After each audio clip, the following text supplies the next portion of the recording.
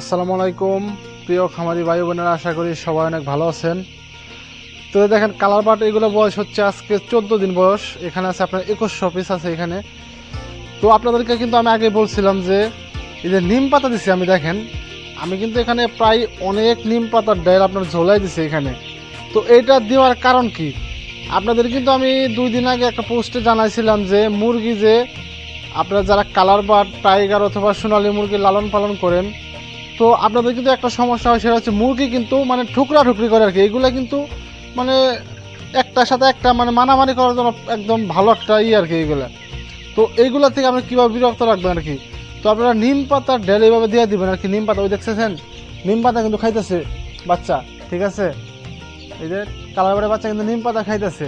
তো এটা খাইলে কি হয়, আপনার মুরগি যে একটার সাথে একটা যে ঠুকরা ঠুকরি এইগুলা করে না। তো আপনার একটার সাথে একটা যখন মারামারি করে এইগুলো কিন্তু পশম কিন্তু উঠাই ফেলায় আর কি, ঠিক আছে। আপনারা জানেন যে শরীরের যে লোম থাকে লোমগুলো একদম তুলে ফেলে আর কি। তো যখন লোম তুলে ফেলে তখন কিন্তু মুরগিটা সেল দেওয়ার সময় আপনার অনেক সমস্যা হয়, ঠিক আছে। দেখা গেছে রেট আপনার ঠিক মতো দেয় না, দেখা গেছে রেট আপনার সবসময় এই 10 টাকা 15 টাকা কেজিতে কম দেয় আর কি। তো আপনারা এইভাবে করবেন, এটা কিন্তু কৃমির জন্য কিন্তু ভালো একটা ওষুধ আর কি। এটা ন্যাচারাল ওষুধ একদম, আমি যেটা বলি একদম ন্যাচারাল ওষুধ এটা।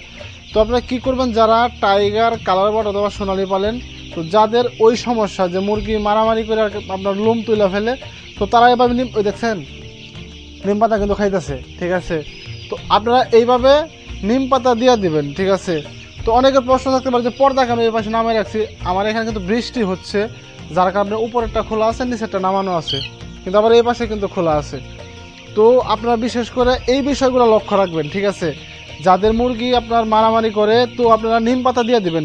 অনেকেই কিন্তু আরও অনেক কিছু বলে আপনাদের যে গরম পানি দেওয়ার জন্য, এটা কিন্তু ভুলেও করা যাবে না। আপনারা ভুলভাল পরামর্শ নিয়ে কখনো মুরগিকে গরম পানি দেবেন না, ঠিক আছে। আপনারা ন্যাচারালি আপনি এইভাবে নিম পাতার ডাল এইভাবে বাইদা দিবেন আর কি। তো এইভাবে দিলে পরে আপনার মুরগি যে মারামারি করবে না একদম, আমি দেখছি আর কি, মানে একদমই মারামারি করে না একদম, মানে একদম ক্লিয়ার থাকে আর কি। তো এই যে দেখেন খাইতেছে, আরামসে খাইতেছে, কোনো সমস্যা নাই। মুরগি কিন্তু একটার সাথে একটা কোনো মারামারি করতেছে, কোনো কিছু মারামারি করতেছে না। তো আপনারা যদি এইভাবে দেন তাহলে আপনার ভালো হবে আর কি, মুরগির জন্য ভালো হবে।